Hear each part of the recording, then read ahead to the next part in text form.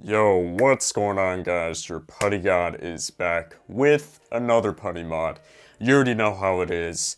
We take ordinary mods, put Putty on them, and make them an actual mod. So, over the months and years and days and all that good stuff, I've come up with specific Putty parts. We've had a prototype Putty layer. We've had a prototype Putty driver.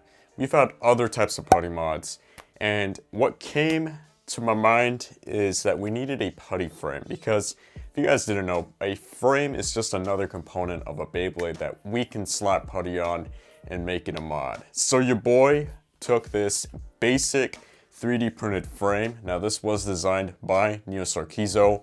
Once again, big shout out to him. He's a good friend of mine. He's in Korea and he makes base design templates, and I've used them a lot for my actual own layers. But I will link you guys to his channel. Big shout out to him. Basically, he made this basic frame that has some space in the edges, and I'll show you guys close up. But your boy put Putty on it and he made it into a Putty frame. And this thing is freaking nuts. We're gonna get more into it right now. So let's get a close up. Alright, so we got our stuff right here. Here is the basic frame prior to adding Putty to it. It is very bare and sad.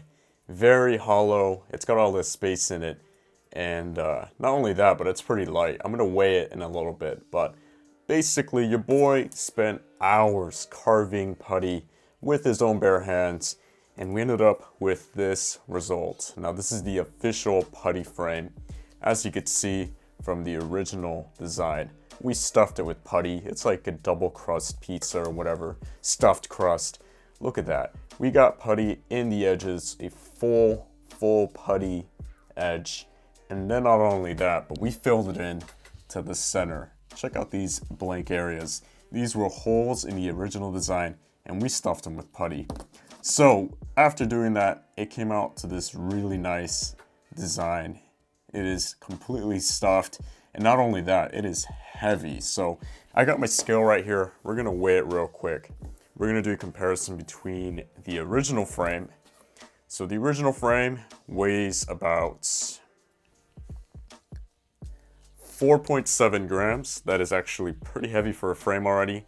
But of course, with Putty, Putty's actually pretty dense. So we added it, and now it weighs a whopping 14.7 grams. So that's like almost 10 more grams added on top from Putty alone. So that is the miracle substance here that made this frame complete. And then of course, I did have to give it some thought with like a combo. What kind of combo would use this best? And I decided on none other than the one and only Spriggan Requiem. Now I used this recolor because it's blue. It looks like Putty. It is beautiful already. So then I came up with a disc. I went with Zero. Zero is one of the heaviest discs, and I just like the simplistic design. So you can't go wrong with Zero. And it's also just super heavy, like I said. And then for the driver, I forgot about this, but we have Tower. And I forgot that Tower's actually pretty tall on its own. And it's tall enough so that when it's assembled and stuff, the frame actually makes contact. Because that was my first concern here, if it was going to make contact with the opposing Beyblades. And that was the goal. So when we combine this combination though, we end up with this beast of a Beyblade. And here it is. Spriggan Requiem, Zero, Putty, Tower. So alone, it's pretty tall. And because of the Tower driver, once again, it's actually able to make contact with the frame. And that's just the main purpose here. I'm really not concerned if Spriggan Requiem makes contact with the Beyblade. The purpose here is to make the most out of the frame and to just make sure that it's hitting that. Because with its Putty properties, we can expect a lot of bursts and maybe even some spin stealing if we do use left spin. So we're going to go ahead and get some battles going on. And yeah.